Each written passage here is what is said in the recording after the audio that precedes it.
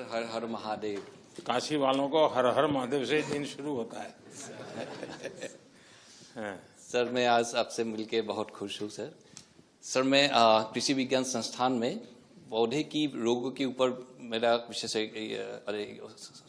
शोध है और उसमें मेरा एक सबसे बड़ा प्रयास ये है कि जो हम लोग सस्टेनेबल एग्रीकल्चर की बात करते हैं वो ज़मीनी स्तर पे अभी वो उतरे नहीं है पूरा चीज़। मेरा इसलिए प्रयास ये है कि हम किसानों को ऐसे टेक्निक को हाथ पकड़ाए जो आसान हो और उसकी अभूतपूर्व परिणाम खेतों में दिखे।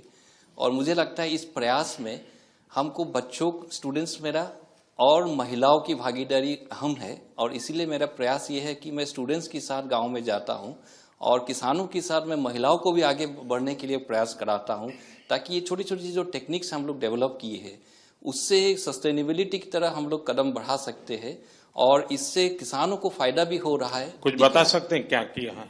सर हम लोगों ने बीज शोधन की टेक्निक को परफेक्ट किया है।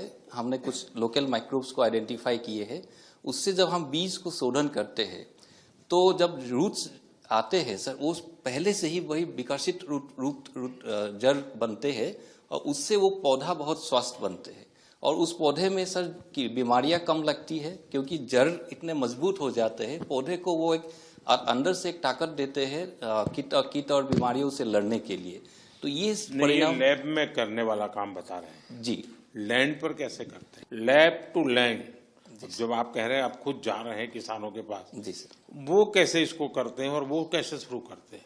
सर हम लोगों ने एक पाउडर फॉर्मुलेशन बनाए हैं और इस पाउडर फॉर्मुलेशन को हम किसानों को देते हैं और उनके हाथों बीज को शोधन करवाते हैं और ये हम प्रयास कई सालों से निरंतर कर रहे हैं और वाराणसी के आसपास के 12 गांव में हम लोग अभी इस कार्य को किए हैं और महिलाओं की अगर संख्या की बात कहें तो 3000 से अधिक महिलाएं अभी इस नहीं तो ये जो लोग किसान हैं वो किसी और किसान को भी तैयार कर सकते हैं? बिल्कुल सर, क्योंकि जब वो पाउडर लेने के लिए एक किसान आते हैं वो और 4 किसानों के लिए साथ में लेके जाते हैं और इसका क्योंकि देखा देखी किसान बहुत सीखते हैं और मुझे ये बात की खुशी है कि हमारे जो हम जितने को सिखाए हैं उनसे और कई गुना लोगों ने अपनाए हैं इसको। अधिक पूरा संख्या मेरे पास ज्यादातर किस फसल पे प्रभाव हुआ और किस फसल? सब्जी और गेहूं पे। सब्जी और गेहूं जी सर। ये जो प्राकृतिक खेती इस पर हमारा बल है। जी सर। और जो लोग धरती माँ को बचाना चाहते हैं जी वे सब चिंतित हैं जिस प्रकार से हम इस धरती माँ की सेहत के साथ अत्याचार कर रहे हैं। उस माँ को बचाना बहुत जरूरी हो गया है। जी सर। और उसके लिए प्राकृतिक खेती एक अच्छा उपाय दिखता है। उस दिशा में कोई चर्चा हो रही है वैज्ञानिकों में? जी बिल्कुल सर, प्रयास उसी दिशा में है लेकिन सर किसानों को हम लोग अभी पूरी तरह कन्विंस नहीं कर पा रहे हैं कि रसायन को आप प्रयोग ना करें क्योंकि किसान डरते हैं कि हम रसायन के प्रयोग नहीं करने से मेरे फसल में कुछ नुकसान हो जाए। एक उपाय हो सकता है, मान लीजिए उसके पास 4 बीघा जमीन है तो 25% 1 बीघा में तुम ये प्रयोग करो, 3 में जो तुम परंपरागत करते हैं वो करो जी। यानी छोटा सा हिस्सा लो उसको एक प्रकार से अलग से तुम इसी पद्धति से करो तो उसकी हिम्मत आ जाएगी। हाँ यार थोड़ा नुकसान होगा तो 10% 20% हो जाएगा जी, लेकिन मेरी गाड़ी चलेगी। गुजरात के जो गवर्नर है आचार्य देवव्रत जी वे बहुत ही डेडिकेटेड है इस विषय में, काफी काम करते हैं।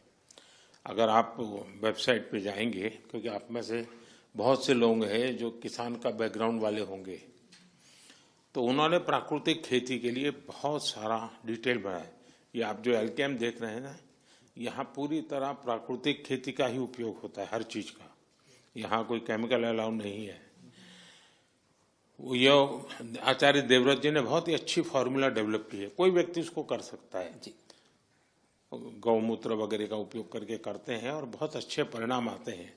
अगर आप उसको भी स्टडी करें आपकी यूनिवर्सिटी में क्या हो सकता है तो देखिए। जरूर सर। चलिए बहुत शुभकामनाएं। धन्यवाद। Vanakkam. Vanakkam, Prime Minister Ji. I am Dr. A. Gandhimati. I come from Tyagarajar Polytechnic College, Salem, Tamil Nadu, and I have been teaching English in the Polytechnic College for more than 16 years. most of my polytechnic students hail from rural background. They come from Tamil medium schools. So they find it difficult to speak, at least open their mouth in English. नहीं, लेकिन हम लोगों को ये भ्रम है, शायद सब लोगों के ही होगा, कि भाई यानी तमिलनाडु मतलब सबको अंग्रेजी आती है. Obviously, sir, there are rural people, sir, who study from the vernacular language medium. So they find it difficult, sir. So for them we teach. और इसीलिए जो नई शिक्षा नीति है उसमें मातृभाषा पर बहुत बल दिया गया है. Yes, sir. So we are teaching English language, sir, and as per NEP 2020, as it lays on 3 languages, now we have, and in mother tongue learning, we have now introduced as an autonomous. For exclusive and insightful videos, subscribe to our new channel, ABP Live Premium.